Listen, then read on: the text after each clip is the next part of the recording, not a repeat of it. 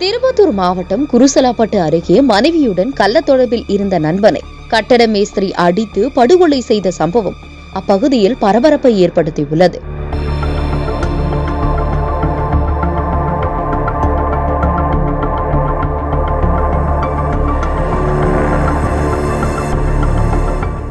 குண்டுரெட்டியூர் கிராமத்தை சேர்ந்தவர் காளிதாஸ்.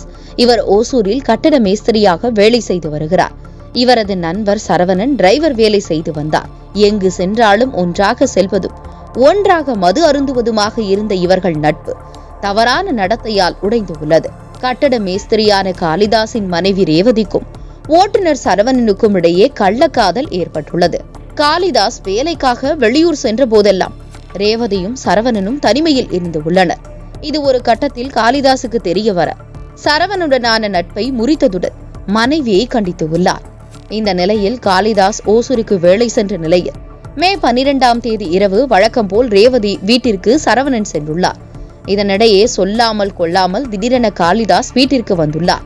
இதனை அறிந்து சரவணன் பீரோவுக்கு பின்னாடி மறைந்து நின்றுள்ளார். அப்போது ரேவதியின் நடவடிக்கையில் சந்தேகமடைந்த காளிதாஸ் வீட்டை சோதனையிட்டுள்ளார். அப்போது பீரோவுக்கு பின் சரவணன் மறைந்திருப்பதை கண்ட காளிதாஸ் ஆத்திரம் தாங்காமல் கையில் கிடைத்த ஜல்லி கரண்டி, பீர் பாட்டில் என எடுத்து சரவணனை சரமாரியாக தாக்கியுள்ளார். கதவை திறந்து தப்பி ஓட முயன்ற போது காளிதாஸ் விடாமல் துரத்தி ஆத்திரத்தை தீர்த்துள்ளார். சத்தம் கேட்டு வந்த அண்டை வீட்டார் காளிதாஸை தடுத்து படுகாயமடைந்த சரவணனை மீட்டு திருப்பத்தூர் அரசு மருத்துவமனைக்கு அனுப்பி வைத்தனர்.